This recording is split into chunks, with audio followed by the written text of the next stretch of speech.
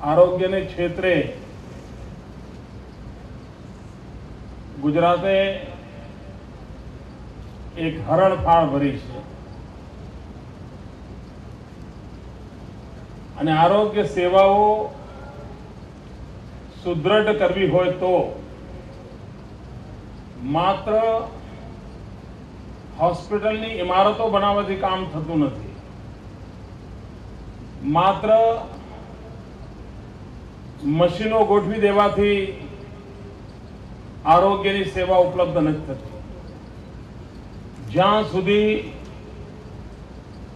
આવશ્યક માનવ સંસાધન તૈયાર કરવામાં ન આવે, હ્યુમન રિસોર્સ ડેવલપ કરવામાં ન આવે, ત્યાં સુધી આરોગ્યની સેવાઓ પરિપૂર્ણ થતી નથી।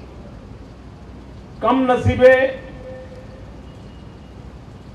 આરોગ્યના ક્ષેત્રમાં ગુજરાતને લગભગ 50 વર્ષ સુધી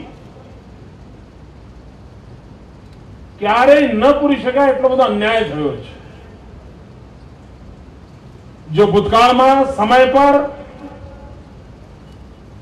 મેડિકલ કોલેજો, નર્સિંગ કોલેજો, પેરામેડિકલ સ્ટાફ માટેની વ્યવસ્થાઓ, આનું જો માળખું વિકસિત થયું હોત તો સ્વાભાવિક રીતે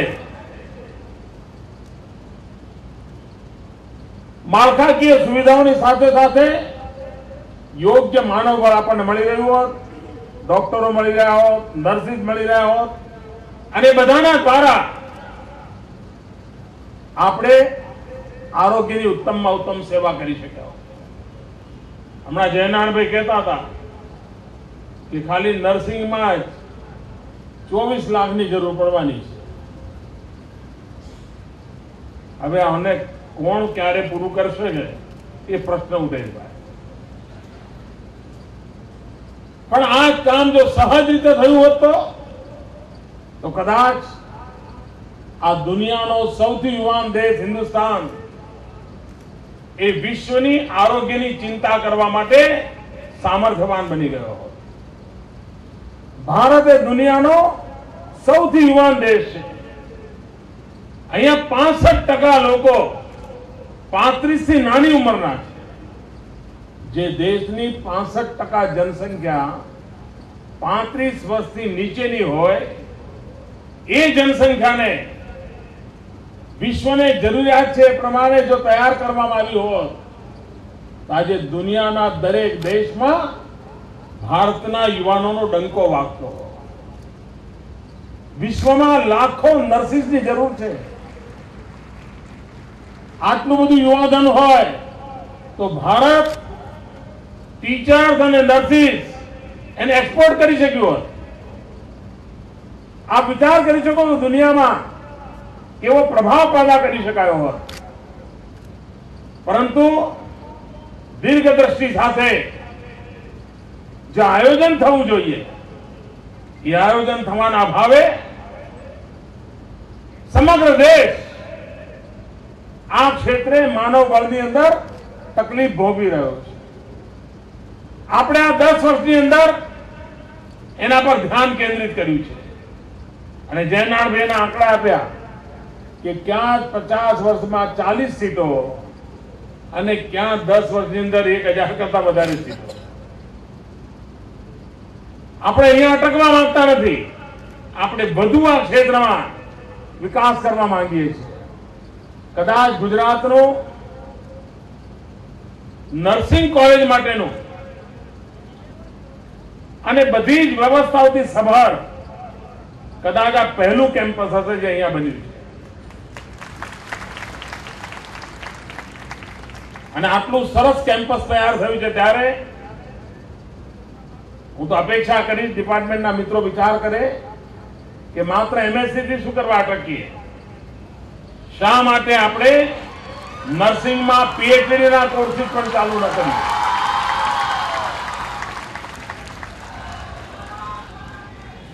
કારણ કે આપણે આ ઇન્સ્ટિટ્યુશનનું નામ એમાં રિસર્ચ શબ્દ જાણી જોઈને મૂક્યો છે। આપણે ઈચ્છીએ છીએ કે અહીંયા રિસર્ચની ગતિવિધિ કે આ ઇન્સ્ટિટ્યુશનનો હિસ્સો બને અને આપણા વિદ્યાર્થીઓ, આપણી ફેકલ્ટી સાથે મળીને રિસર્ચના ક્ષેત્રમાં પણ કંઈ ને કંઈ કોન્ટ્રીબ્યુટ કરે, જેથી કરી આપણી પાસે ઉત્તમ પ્રકારનું માનવ બળ તૈયાર થાય. ભાઈઓ બહેનો, મેડિકલ ક્ષેત્રમાં અનેક મા બાપ જેને દીકરો ડોક્ટર બને એવા હોશ હોય, અનેક મા બાપ જે વર્ષોથી મેડિકલના વ્યવસાયમાં હોય, એમને એમ હોય કે છોકરો ડોક્ટર થાય પછી મારું બધું સંભાળે. દરેક ડોક્ટરની ઈચ્છા હોય કે એનો દીકરો ડોક્ટર થાય, પણ અહીંયા એડમિશન જ ન હોય, કોલેજો ઓછી, સીટો ઓછી, એટલે ગુજરાત બહાર લાખો રૂપિયાના ડોનેશન આપીને ભણવા જવું પડે. અને અહીંયા એડમિશન લેવું હોય તો 95% નીચે તો મેળ જ ન પડે. ભાઈઓ બહેનો, આપણે જે રીતે મેડિકલ સીટો વધારવા માટેની મથામણ કરી છે, અને આ વર્ષે તો ગુજરાતમાં જે મેડિકલ સીટો વધવાની છે એ કદાચ દેશ આઝાદ થયા પછી એક વર્ષમાં કોઈ એક રાજ્યમાં વધેલી સીટો કરતા સૌથી વધારે સીટોનો રેકોર્ડ તોડીશું. અને આનું પરિણામ એ આવશે કે સંભવ છે કે મધ્યમ વર્ગના પરિવારના બાળકો જે ડોનેશન નથી આપી શકતા એ પણ 72, 75, 77% મેડિકલ કોલેજોમાં એડમિશન લઈ શકે એવી સ્થિતિ પેદા થશે અને વ્યાપકપણે શિક્ષણને મોટું બળ મળશે. ભાઈઓ બહેનો, આજે નાઇટિંગેલને યાદ કરવામાં આવે છે. વિશ્વ નર્સિંગ ડે તરીકે આજે ઉજવાય છે. નાઇટિંગેલનો હિન્દુસ્તાન સાથે પણ નાતો રહ્યો હતો. 1857નો સ્વાતંત્ર્ય સંગ્રામ હોય યા ભારતમાં 1867માં આ ક્ષેત્રે કંઈક કામ થાય એના માટેની જે પ્રાથમિક તૈયારીનો ભાગ હતો, ત્યારે આ દેશે નાઇટિંગેલનું માર્ગદર્શન લીધું હતું. તો એ રીતે એના જીવન અને કાર્યનો સીધો પ્રભાવ હિન્દુસ્તાનની ધરતી પર રહેલો છે. પરંતુ ભારતમાં સેવા શુશ્રૂષા એ આપણા સંસ્કાર પરંપરાનો પણ હિસ્સો રહી હતી. 400 વર્ષ પહેલા આયુર્વેદની સાથે જોડાયેલી ચરક સંહિતાની જુઓ તો એમાં પણ નર્સિંગના ક્ષેત્રને સ્વતંત્ર સ્ટેટસ આપવામાં આવ્યું હતું. અને આપણે ત્યાં તો મહાત્મા ગાંધી પોતે એક રક્તપિત્યાની સેવા કરીને નર્સિંગનું કાર્ય કર્યાનો આનંદ માણતા હતા. એમને થતું હતું ભાઈ, અને બાકી બધા કામ છોડીને એક ગુરુવારે એક રક્તપિત્યા દર્દીને માટે જીવન ખપાવી દેતા હતા. આવી તો અનેક ઘટનાઓની ભરમાર આપણા દેશમાં ખૂણે ખૂણે પડેલી છે. એક પ્રકારે આ સેવાના ઉત્તમ માધ્યમ તરીકે આ પ્રોફેશનને ગણવામાં આવે છે, એને સ્વીકારવામાં આવે છે. આને માત્ર આજીવિકાના સાધન તરીકે ગણવામાં નથી આવતું. અને તેથી નર્સિંગના ક્ષેત્રમાં ટેકનિકલ નોલેજ, જ્ઞાન, એની ડિસિપ્લિન એટલાથી કામ ચાલતું નથી. નર્સિંગના ક્ષેત્રમાં કામ કરનારા વ્યક્તિને માટે એક ડોક્ટરની પેશન્ટ માટે જે સંવેદના હોય એના કરતા નર્સની પેશન્ટ માટેની સંવેદના અનેક ગણી વધારે હોવી જરૂરી હોય.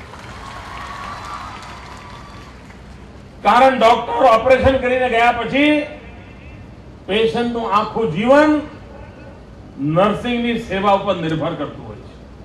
અને એમાં જ્યાં સુધી સંવેદનાનું તત્વ ન હોય, લાગણીનું તત્વ ન હોય, હું કોઈ એક ઈશ્વર દત્ત માનવ જાતની સેવા કરી રહી છું, ત્યાં કરી રહ્યો છું, એવો ભાવ જ્યાં સુધી પેદા ન થાય ત્યાં સુધી એ 60 અર્થમાં પરિણામ નથી મળી શકતું. અને એ કામ માત્ર ક્લાસરૂમના સિલેબસથી નથી થતું. એના માટે એક એન્વાયરમેન્ટ ક્રિએટ કરવું પડતું હોય છે, એક વાતાવરણ નિર્માણ કરવું પડતું હોય છે. દર્દી પ્રત્યેની સંવેદનાને માટે થઈને સતત જાગૃતિ લાવવી પડતી હોય છે. અને આ કામ અઘરું નથી હોતું. ગુજરાતે 108ની સેવાથી પુરવાર કર્યું છે. 108ની સેવા આખું ગુજરાત વખાણ કરે છે, દેશભરમાં એની નોંધ લેવાય છે. પણ એની મોટી વિશેષતા એ છે કે 108 નો જે ડ્રાઈવર છે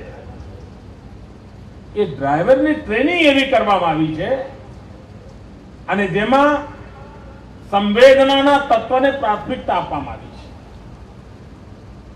સામાન્ય સંજોગોમાં આપણા દેશમાં ડ્રાઈવર આવું પણ કામ કરી શકે એ કલ્પના જ નહોતી. 108 દ્વારા ડ્રાઈવરને ટ્રેનિંગ આપીને એની સંવેદનાઓને જાગૃત કરીને ઘંટડી વાગતાની સાથે જ પેશન્ટને બચાવવા માટે દોડી જવાનું અને પૂરી કાળજી લઈને એને હોસ્પિટલમાં ડોક્ટરને હવાલે કરવા સુધી જે સંવેદનાપૂર્ણ રીતે જાગૃતપણે એક ડોક્ટર જેની મદદરૂપ થઈ શકે એવું કામ એક ડ્રાઈવર કરે.